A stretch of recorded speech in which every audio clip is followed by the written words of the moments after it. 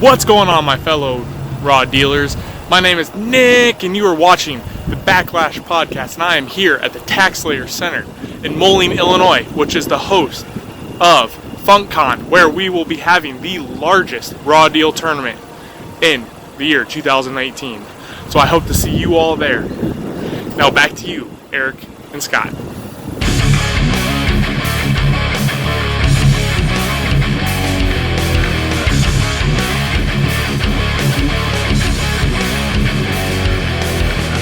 Welcome everybody to the Backlash podcast, the number one raw deal podcast in the world. Yeah. I noticed we had downloads in Thailand yesterday. Nice. With the Throwdown Thursday posts. So that was a really good idea, Scott. Full credit here to this man. If you haven't checked that out, it's on the audio feed. You can download it through your, however you're getting the podcast, or backlashpod.podiant.co. I'll have a link in the show notes. So it's going to be every other week. Yeah, in the off weeks of our podcast, Yeah. so that there's content coming out, something from us every week. Mm-hmm. Yeah. So we'll have a Throwback Thursday post, and then Thursday Throwdown. We're Thursday deciding what we want to call it. we'll post the throwback comparison on the Thursday, and then the Thursday afterwards we'll follow up with all the comments from the community on that one. Other than that, thank you, Nick, for the intro there. We look forward to going to the FunkCon next year. I thought the tournament was this year, but it's 2019. So actually, he said it's going to be the biggest tournament in 2019. Oh. So it probably is still happening this year, right, Nick? Other than that, Scott, how you been? Doing well. Have you had your baby yet? I haven't had my baby yet. As I'm recording this, when it's posted, it may be a different story. She's due on Sunday, so... You're going to miss the pay-per-view. Yeah, I might. Or get someone's WWE login and watch it in the hospital or something. So we'll get to the show here. Around the web, Scott, you have some apologizing to do. Yeah, I ruined the Wyatt family. I'm sorry, guys. That was the big thing this week on TCO, is the Wyatt's rocking chair got errata'd to tone it down significantly. Basically, I think it toned it down to where it should have been, right? As Davis said, there's no need for someone to draw 20 cards when you shuffle 20 cards in for an effect of stacking bodies, or writing checks your bodies can't cash. Yeah. So, yeah, drawing one per activation makes it a lot more balanced. Our playgroup agreed. That's all that it needed. It was just a tone down, but drawing 5 when your opponent plays 5th year, activates 5th year, oh yeah, and 10th year, and those 2 cards should be completely irreversible. Nothing affects them out of the game. Even a back body drop, they're drawing 2 off of. Yeah. It was obnoxious. But I mean, that's what it takes. Where the slow burning chemical, which is Adam in our play group, he put a well thought out post, and that's what it takes for people to take that kind of stuff seriously. Is think out something, type it up, give good reasons why you think it should change, and it'll get changed if it's merited. So take note, people who don't like card effects. So I gotta write a good note about Brahma Bull, because I paid that card for 20 years. No, I think it only works for virtual. Yeah. Maybe they'll throw it back. Maybe. I don't know. So yeah, we'll see how that change affects. I'll probably keep Wides together for a little while and see what it does. But as I said, I think there was only 2 or 3 times in the whole tournament where I did only draw more than one. When I had the opportunity to draw more than one. For the most part, it was just one card for sacking Ray to fight, or Brock's backstage card that I played against, where I got to pick up a card. So we'll see how it goes. Go from there. And then I already used our other note here, which is the Thursday Throwdown Thursday. Names being worked on. But yeah, iTunes, Stitcher, wherever you listen, get that. It's good. I liked it. Well, I like you though. Yeah. Let's get into the tournament report. I wasn't there. I was working at Barrie Wrestling, a local independent promotion. Check it out online.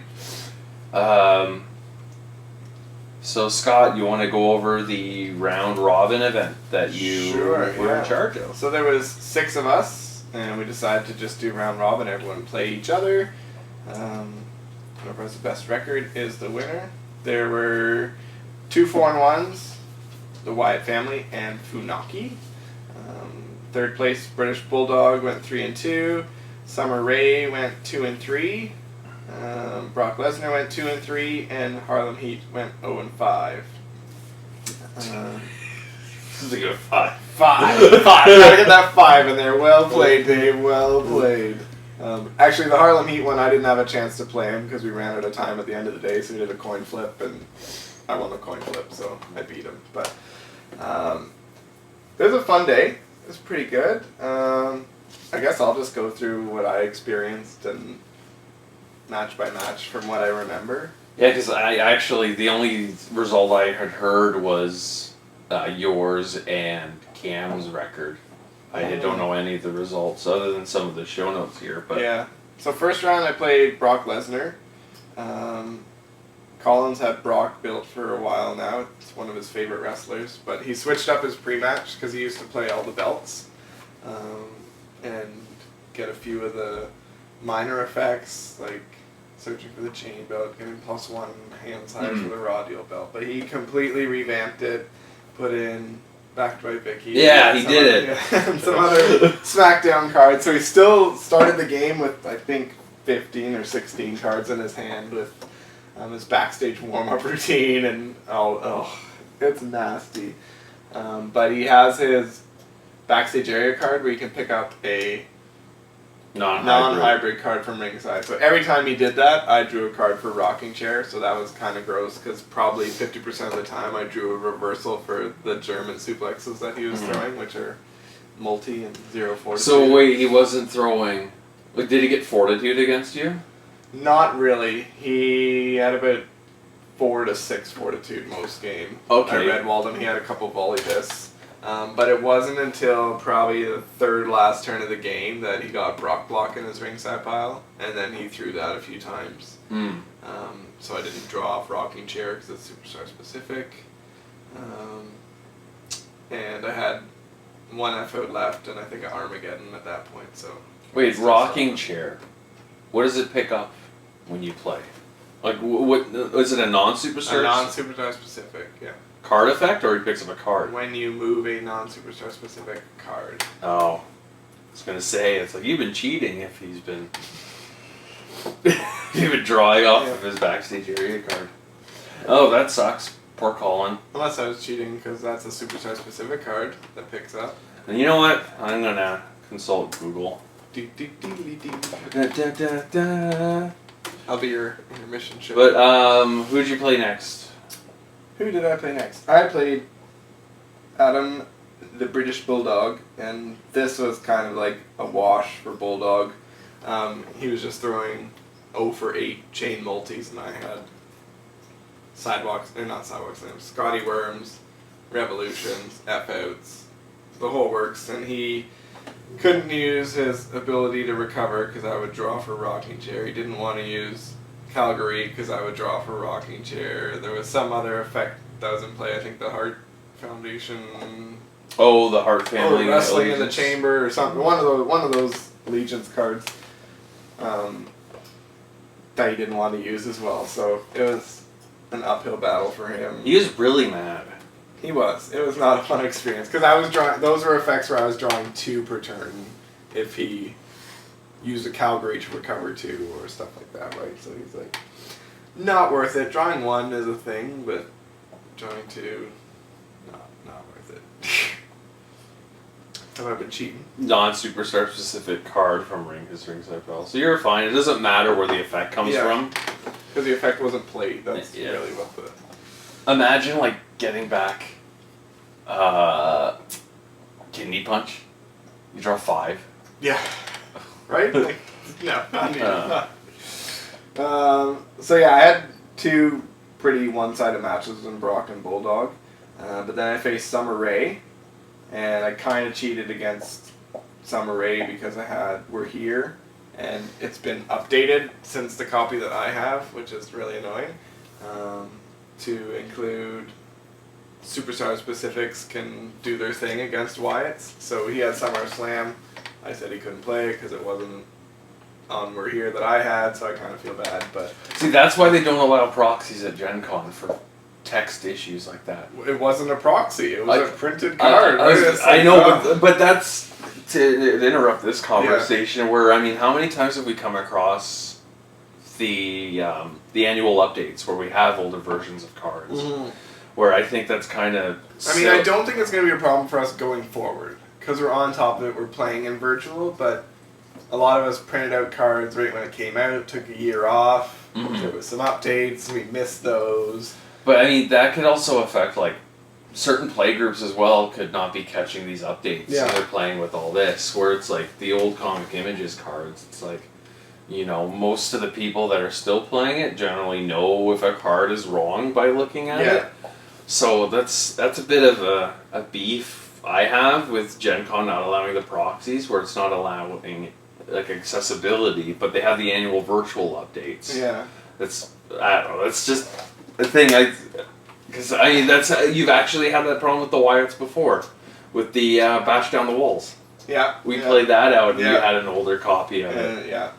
So please allow proxies at Gen Con. Let more people play. Sorry, but you have to make sure that it's the right wording. That's the thing, and there's no real way to enforce that other than like look it up when your opponent plays it. But it's the same way. The more that they're playing the real card, the less you have to look it up. But yeah, sure. But I mean, when you look at the virtual cards as well, you could play 3 rounds. Yeah. And then your 4th round opponent could be like, "That's the wrong copy." Then what do you do? Yeah. So. I mean. All I know is I'm making sure every card that I have in the deck that I'm playing are... It's just more work now for this game. Yeah. So anyways, I played Summer Rae. I did not draw a reversal in my opening hand, so he played like Flawless Transition, Quick Snap, got the 4, and just started talking precisions. And most of the game I was sitting at 3-4 Fortitude, and I couldn't draw into maneuvers at all because he got rid of my hand with his ability. And what does Summer Rae do? When you... I don't remember. It's like when you play a precision, when it's unsuccessful, you can make your opponent discard a card or discard a Backlash card. And then if it's successful, he gets the Fortitude. And some of his cards make me discard cards. When your maneuver of precision is unsuccessful, you can put it on the bottom of your arsenal instead. Oh, and then pre-match effects and stuff. Yeah. No, her and Fandango work pretty good. Yeah, it's neat once it gets going. Like, if you reverse it, you're losing something from your hand or Backlash. If you don't reverse it, they're getting Fortitude and she gets all the text on her card. So, she's good. So she was just beating me down the whole game, and then late game, I had a crystal in my hand to recover all the cards that I'd removed from my game for my ability. And the turn before I played it, I ended up I drew into Yeah, Luke Harper specific, that made all my cards multi.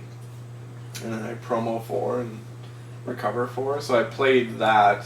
He played Volley This, which I knew he had in his hand because I saw his hand at some point. And then the next turn played the Crystal, recovered 7, and then played a Candace and recovered 12. And like at that point I finally drew into some maneuvers and got them successfully through, and ended up coming back from that. So Summer Rae, she's actually better than what you're describing. When your maneuver with precision in the title is unsuccessful, you choose one. Your opponent puts 1 random card from his hand on the bottom of his arsenal. He discards 1 random Backlash deck card. When you have lower Fortitude and fewer cards in hand, choose both options. Yeah. And when you have my hand, so. And when you have 5 plus lower Fortitude, you may put superior legwork from your Backlash or ringside into your ring. Yeah, and that never happened because he like just hit the gates running with against me. But yeah, that was a hard-fought battle. Almost squeaked out the win, but I got to come back with big actions and high fortitude actions that he couldn't volley, so. Kick, leg, snap, spin, have precision in the title. Oh. Literally every card. Like, quick snap body slams of precision. Why couldn't Becky Lynch be good like this? And then the next match I played Funaki. Again, another hand where like I drew no reversals in my opening hand. And he had a big hand. Yep, he had a big hand. He opened with, he played That's Value. There was actually 2 That's Value decks. Funaki and Harlem Heat were both That's Value, which was kind of hilarious because it's a card we haven't seen in forever. Well, it's going for those alternate win conditions. Yeah. Because you were saying like all the high fortitude games and no one could get pinned. Yeah, the Harlem Heat was a That's deck because they have That's Value. The Carlito Says, and I think the Harlem Heat have a specific that says I didn't think that. of Carlito Says. So yeah, there's quite a few That's in the Harlem Heat deck. Funaki opened up with a knife edge chop from under That's Value, and like the Desperate Struggle, an 0 for 2 and an 0 for 3, and I'm like, I don't have an answer. I have 1 Scotty Bash. I'm like, that's it. So I'm like, well, that's which I got the bash with the Taunt You Then Bash You, so I probably should have got a Revolution, but in that instance I only had the 1 reversal, so I was going through, he hit those, and then he's like, well, I'll throw this Blind Funaki's Enziguri for 24 damage, which again I had no reversals in my hand for. I probably should have cowed it, but I'm like, I'll spin lots of reversals, but it ended up doing about 20 damage, I think, before I hit 2 Rebos. So that was a rough start. Then we just exchanged blows. I ended up with 24 fortitude. He ended up with 40 fortitude. So he just ended up beating me through attrition. But it was a rough start that I couldn't get on the board. And he sacked Funaki. Like, you can't spell Funaki without fun. To continue to like pick up Divas to look at my hand. Mm-hmm. I was able to stop the Divas twice. And both times I didn't draw off the Funaki just because it was 4th game. I'm exhausted after 3 long games of Raw Deal, and especially the long game with Ryan. Like, that one went to time, pretty dang close to time. And your brain's just dead after that. It was a good day. Yeah, 2 That's Value decks. The Harlem Heat was interesting because they have a specific where you search out Booker's Thrust Kick, put it in your ring area, and then on your opponent's first turn, he can search for a Fortitude 5 or lower maneuver and put it into his ring area, which I thought was kind of a neat thing in our play area. There was like Summer Ray ran Quick Snap Body Slam, but I think most of us had to get Sidewalk Slams because that was the only maneuver under 5 damage that our decks run, which was neat. It might be given that, it might be a way to find a hole in decks if you know they're going to search for Sidewalk Slam. Maybe throw some irreversible maneuvers. Oh, with 5 damage or less, not Fortitude 5 or less. Yeah, sorry. Okay. Yeah, 5 damage, yeah. So, it might be a strategy for Harlem Heat. We figured that Harlem Heat was heel and didn't get the F out, so that was like the game ender against a Funaki deck who like threw a first turn Enziguri as well, and he had to pretty well eat all of it because he didn't have any. It's weird, he's not running F-outs when he's got that 5 fortitude. Yeah, so we suggested that, and he's like, yeah, that's the first thing that I'll do. I was going back. But he also ran WrestleMania, so in his match with Cam just like steamrolled him in 2 turns, and then he popped WrestleMania, and it like completely restarted the match. Like, yes, Cam had 26 fortitude, but no hand. It was no hand, so it was a back and forth action from there. It was a pretty interesting game to watch because you're like, oh, that's one-sided. It lasted 2 minutes, and you're like, nope, sack WrestleMania, and it went on for like another 20 minutes. Right? It was very interesting. And who ended up winning that one? Cam ended up winning that. Just like the burn on WrestleMania is, it'll eat through your deck. In a few turns. So there was a hilarious moment. I forget what happened, but like Dave played a card. I'm pretty sure it was a card that he already had in his ring area. Right. So he played a card from Under That's Value. It was successful. He played another card from Under That's Value, I think Charismatic, or Drawing Extra Heat, one of the cards, that he already had in his ring area, and Cam goes, once is enough. And then I chimed in because I was watching. I was like, can't you only play one card from Under That's Value a turn? And they're like, oh yeah. So they take it back. Cam puts the once is enough back in his hand, and Dave's like, oh, I have nothing to do, I'll throw this like multi-strike. And Cam's like, yeah, I can't reverse it. No, he played Shoot Forearm, which is a regular strike. His ability makes him multi, and he's like, "Yeah, I can't stop that." And then so like Dave looks at the top 3 cards for the Shoot Forearm text, and he's like, "You have a once in enough in your hand." He's like, "Yeah." So it was pretty funny, and then he ended up spinning Get the F8 on the first card, anyways. But it was definitely a hilarious moment. They were like, "Oh, brain fart." Yeah. So that was pretty well the report. Wyatt's kryptonite was that Funaki's Enziguri. I play tested it once against another local player, and he was playing Kai and Tai, so I've run into that card twice. Like, only our play group plays Funaki and Kai and Tai. Yeah. So I'll probably swap in a Vince GRA just to stop those big first turn superstar specific multis like Rock Stomp and stuff like that. But other than that, probably keep the deck very close to what it is. It's just a smash base bash deck that chose multis. Pretty straightforward. Specifics, I build it, like put it together, right? Yeah. So yeah, that's my report. I've been building Sasha Banks, and then I realized Frankie Ho exists in against a plunge deck, so I got discouraged from building her. I'm still working on Xavier. Now, is Frankie O permanent in RMS? We just talked about this. I'm pulling it up. It is not permanent. It is not RMS. So, Sasha actually gets the new Diva card that blanks a card in your opponent's ring area. It's an action. What? 8 fortitude action.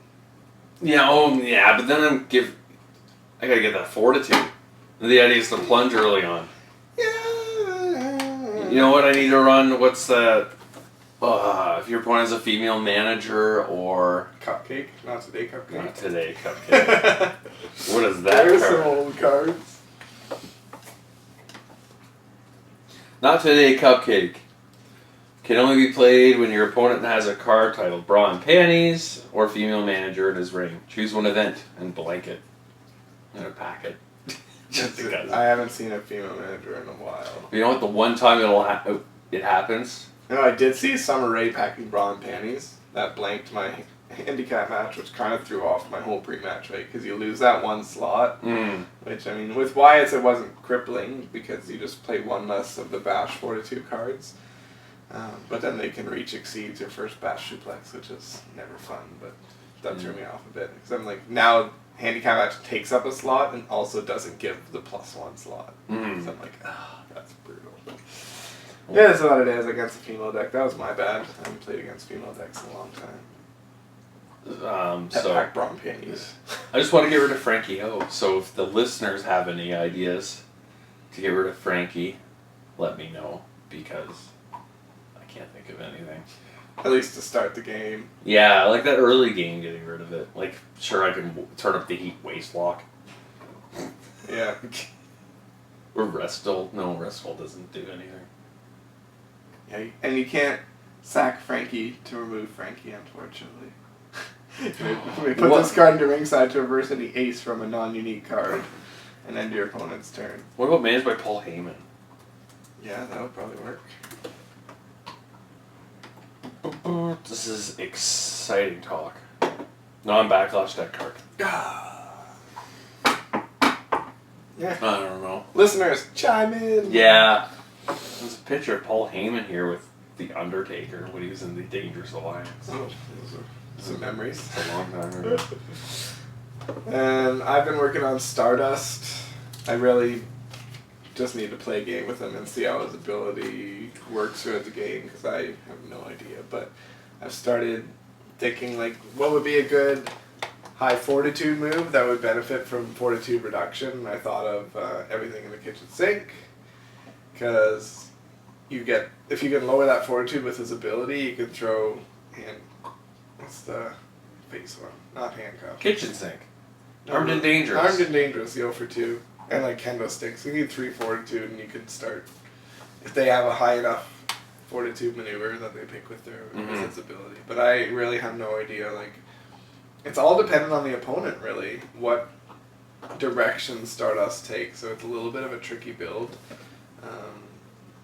Because you may have people that always pick actions, may have people that always pick reversals, visibility, and you may have people that are just confused the first time they play with him and totally do it wrong, and then the second time we're like, okay, this is how I can play against Stardust and be effective and do it right. But he has some pretty good support. He can pack most of the Cody Rhodes specific maneuvers. He has a backlash reversal. I'm just gonna look it up here. It's like, don't call me Cody, or something like that. That your opponent has to discard a card whenever they successfully play a maneuver. So it's kind of like the reverse of Goldust's ability. You need to go with Extreme Rules match too, if you're going to go with this. I thought of that. 4 objects. Yeah. Because you know that can only be play text, so you're getting those, that submission one. Yeah, that has the reversal restriction. Yeah, I just need to play around and see how it goes. My biggest thing is like the pre-match, because he's a 6'3", which is super awkward because our play group heavily plays product endorsements, which lowers your superstar values. I'm like, I could throw in one underrated, but then still half the games it's probably ineffective, and like, do I rely on trying to get Premier SmackDown to build up the hand or something, or go from there? So I've got a few different routes. The ability is certainly neat. That if they pick a reversal, you can look at their hand and choose a different reversal, because you can kind of see, okay, do they have ace reversals? No. Okay, I'll start using aces. Do they have action reversals? No. Okay, I'll start using action reversals. Do they have strike reversals? No. Okay, I'll start throwing foreign objects, right? Go the SmackDown route, but run a belt with title belt club rings. Yeah, because you'll see if they have the aces, they only get 1 restricted use. But a title belt clubber into a kitchen sink, followed by the other 2. Title belt clubber and heel. It's not title belt clubber, sorry. Title's on the line. Oh, the pre-match card. Yeah. Because then they need to be really picky with what they're picking off the ability. So if you see they don't have it, don't try this at home. Well, it's like, well, okay, here's my kitchen sink. Yeah. Like turn 2, kind of. Yeah. So I want to play a game or two and just see how all the pieces fit together, and then see what needs to be changed from there. That's all I've been working on this week.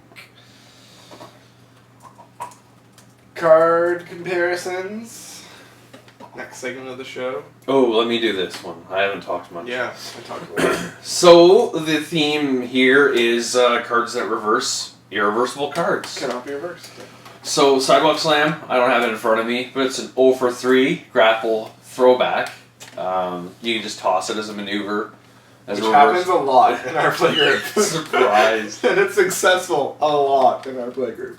But as a reversal, reverses any card that cannot be reversed, and foreign objects. Yes.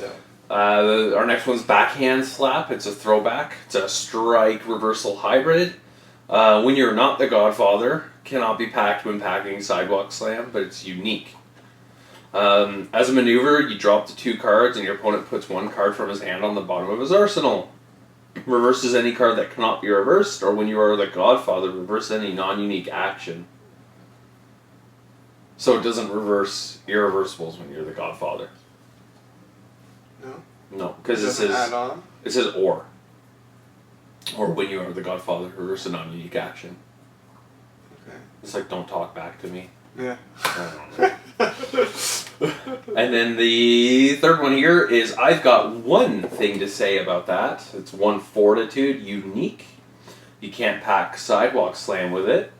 When played from hand, reverse any card that has momentum or cannot be reversed. And when you do not have back to basics or a bash card in your ring, drop to 1 card and shuffle up to number cards from your ring side into your arsenal, where number is equal to the number of cards in your backstage area, ring, ringside, or removed from the game with Adam Kreitz Memorial Tournament in the text +1.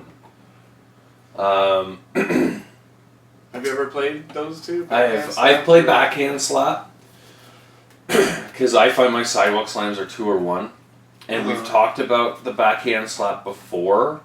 I can't remember. I'm confusing it with counter slash. Yeah. But yeah, I mean, it hits cards that can only be reversed by uniques. You were saying you were playing against Bailey. Yeah. And then how did that work out? She has a specific, and I forget which one it is. It's a high risk. I don't remember the exact thing, but my opponent was excited because it had a restriction of either can only be reversed by uniques or can only be reversed by D0s, one or the other. And like our play group is pretty well 95% sidewalk slam, so he's like, this is going through. Okay, so it was the Bailey Kanrana. It's 20 for 12, and it just cannot be reversed. Right. And then he had, I think there's no escape, so you can't play sidewalk slams because you can't play hybrids. So he's like, yeah, there's no, like, you can't stop it, you can't play backhand slap or sidewalk slams. I was like... No, because it's a hybrid. Yeah. And I was playing Drew McIntyre with the On-One Arena, and I've got one thing to say about that. All these 142 cards that trigger off his abilities, so I was able to play, I've got one thing to stop that. And he's like, no, I didn't even know this card existed. How much did you recover off of that? I think 4. Because you get the 2 backstage cards and the On-One Arena. Yeah, plus that. So 4 or 5. Like, it was pretty decent when played from hand. I like it. They both have their place, right? Backhand slap's awesome in Back to Basics. Gives you that irreversible because you can't actually pack sidewalk slam. So I think my car alarm's going off. Oh. Keep talking, Scott. I'll be right back. All right, I'll do my second intermission dance of the episode. It might be my car. No, it was my car. Oh, okay. So yeah, backhand slap and Back to Basics. That's the majority of where we've seen it played in our play group. I haven't actually seen. I've got one thing to say about that.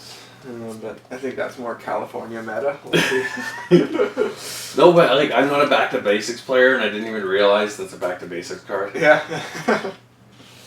Yeah. So it's pretty neat. It goes under there and saves you from those irreversibles, because that's really Back to Basics' weakness, is the cannot be reversed, because you don't get the sidewalk slam. So in Classic they were kind of tied down to that. But in a non-Back to Basics deck, why would you pack these over sidewalk slam? I haven't fully transitioned to that yet, but I mean, there are, like, Vicky Guerrero said your cards can only be reversed by D0s, so if you somehow get one that can't be reversed, got one thing stops it. I like sidewalk slam because it does 3 damage, and it stops foreign objects too, which I haven't seen a lot of foreign objects, but it's the option. Like Dreamer's kendo sticks running around. Yeah, Perry Saturn decks, yeah. I don't. One thing I don't like about I've got one thing to say about it is can only be played from hand. Yeah. Which is a bit of a deterrent to packing it, but they're both uniques. Yeah, so that's a big. If against cards that can only can't be reversed, there are cards that can only be reversed by uniques, so that's where they shine. Again, most of our decks run 2 sidewalk slams, maybe only 1 sidewalk slam, so you're kind of running 2 sidewalk slams or 1 of each of those, and at the end of the day it's kind of a wash. It comes down to personal preference. Backhand slaps is throwbacks, sidewalk slams are both throwbacks, so they both kind of work off the back throw. Oh yeah. If you're, for your opponents making them overturn stuff, I guess your opponent has to be playing them, but... Will it lengthen the boards over these cards? It's hard not to be faced nowadays. It really is. Even... Yeah. It's really hard to... Or heal. Like, heal's kind of good, but our meta's face and like multi-hate, because for some reason we like playing lots and lots of multis. Well, that's like the meta now. Where Yeah. I was looking at, shoot, who was I building? I think Xavier Woods, and I was looking at Rocket Busters, just to make multis.